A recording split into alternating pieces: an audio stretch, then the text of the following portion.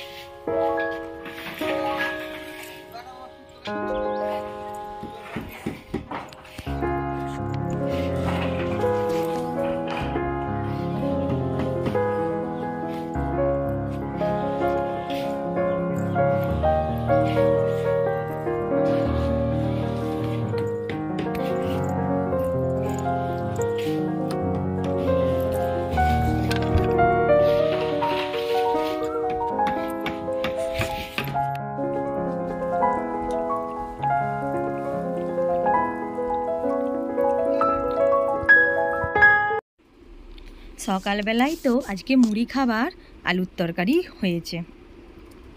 আর আজকে তো গোড়াজাম হওয়ার কথা ছিল বিকালবেলায়, মানে বলেছিল 2টোর পরে গোড়াজাম করবে, কিন্তু কারণবশত আজকে গোড়াজাম হয়নি।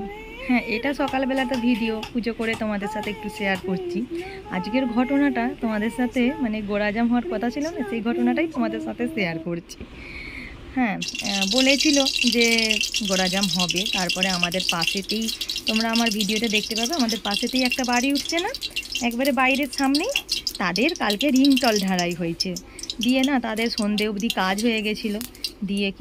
দিয়ে তারা তারা বলেছিল যে আজকে করবে গোড়াজামটা। দিয়ে নিয়ে আর করতে পারেনি, সময় পাইনি, দিয়ে বললো কালকে করব। দিয়ে কালকেই হবে বলেছে, এখন তারপরে জানি না কি হবে।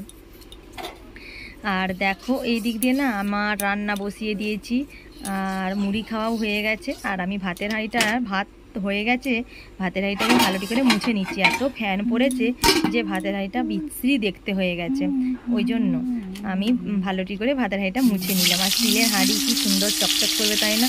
আর আমি তো জানো তো প্রতিদিন ভাতের হাঁড়ি মাজি না, প্রতিদিন ভাতের হাঁড়ি আমাদের মানে যে জন্মবার, মানায়ের জন্মবার, মানায়ের বাবার জন্মবার থাকে তো হাঁড়ি বার করি না।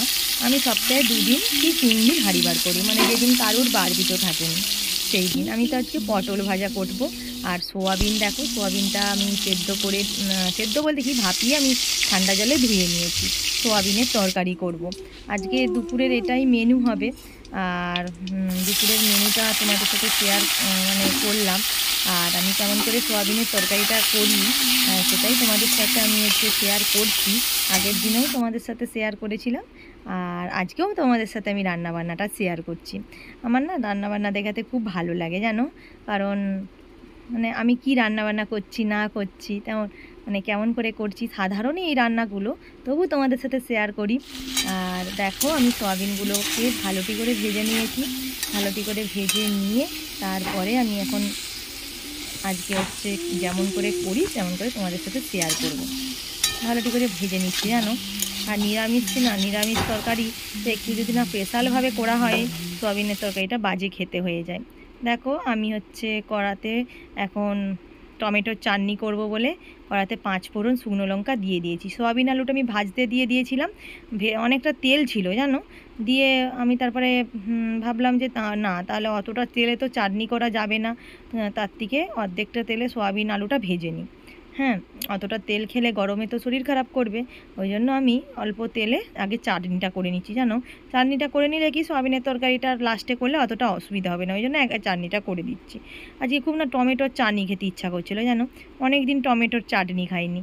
ওই জন্য আজকে ভাবলাম যে তাহলে একটু টমেটোর চাটনি করি।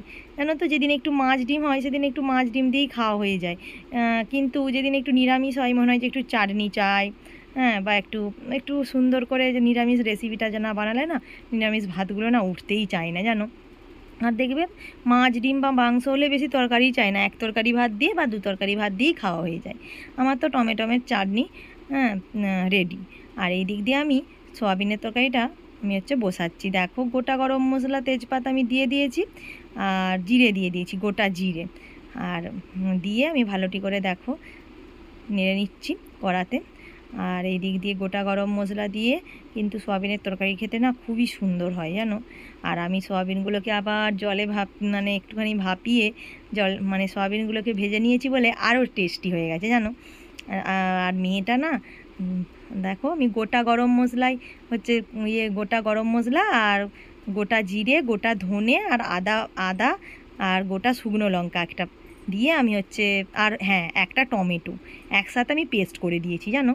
একসাথে পেস্ট করে দিয়ে দেখো কড়াতে দিয়ে দিলাম, কিন্তু টমেটোটা পেস্ট করেছি বলে জানি না আর শুকনো লঙ্কাটা আজকে পড়েছে। আর গোটা মশলাই না রান্না করলে হেভি খেতে লাগে, সত্যি কথা বলতে কি, বিশেষ করে যদি নিরামিষ রান্না গোটা মশলা করা হয় না দারুণ লাগে, দারুণ। ওই জন্য না আমি প্ল্যান করেছি যেদিন আমি নিরামিষ রান্না করব না, সয়াবিনের তরকারি করব, সেদিন আমি গোটা মশলা বাটবো।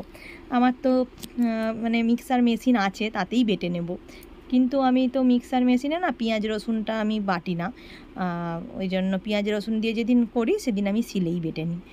আর দেখো এই দিক দিয়ে আমি মশলাটাকে ভালোটি করে কষিয়ে নিয়েছি। আর ভালোটি করে কষিয়ে নিয়ে দেখো আমি ভাপানা যে সোয়াবিনটা ছিল আর আলুটা ছিল, আলুটাও না আমি ভাপিয়ে নিয়েছিলাম জানো, না হলে না আলুটা সেদ্ধ হবে না, সোয়াবিনগুলো সেদ্ধ হয়ে যাবে, ওই জন্য। দেখো আমি সুন্দরভাবে কিন্তু সোয়াবিন আর আলুটাকে ভালোটি করে কষিয়ে নিচ্ছি। সুন্দরভাবে না কষিয়ে তরকারিটা করলে না দারুণ খেতে হয় জানো। আমি আগে না নিয়মটা জানতাম না যে সোয়াবিনগুলোকে ভাপিয়ে নিলে, আমি আগে না সোয়াবিনগুলোকে এমনি ঠান্ডা জলে ভেজে রাখতাম, দিয়ে রান্না করতাম, তো সোয়াবিনের একটা যেন কেমন একটা গন্ধটা না আসতো। দিয়ে তারপরে না একদিন আমি তো মানে একদিন ইউটিউব দেখতে দেখতে না দেখছি না সোয়াবিনকে ভাপিয়ে সোয়াবিনকে করলে সোয়াবিনের তরকারিটা খেতে ভালো হয়। দেখো আমি তো জল ঢেলে দিয়েছি, কষিয়ে জল ঢেলে দিয়েছি। একটা হাতে তো মানে ভিডিও করি, আর স্ট্যান্ডটা না সবসময় স্ট্যান্ডটা আনাগানা মানে করা হয় না, ওই জন্য না মানে তোমাদের সাথে সব কিছুটা একবারে সব কিছুই শেয়ার করি, কিন্তু একটু আধটু গ্যাপ হয়ে যায়। দেখো আজকে আমার দুপুরে রান্না বান্না পটল ভাজা আর সোয়াবিনের তরকারি আর টমেটোর চাটনি। আজকে এই রেসিপিটাই তোমাদের সাথে শেয়ার করলাম। আজকের ভিডিওটা এখানেই শেষ করছি। ভালো থেকো, সুস্থ থেকো, আবার আসবো নতুন একটা ভিডিওর সাথে। আর আমার ভিডিওটা যদি ভালো লেগে থাকে লাইক, কমেন্ট, শেয়ার এবং ছোট্ট পাখি চ্যানেলটিকে সাবস্ক্রাইব করে দিও। Tata, by.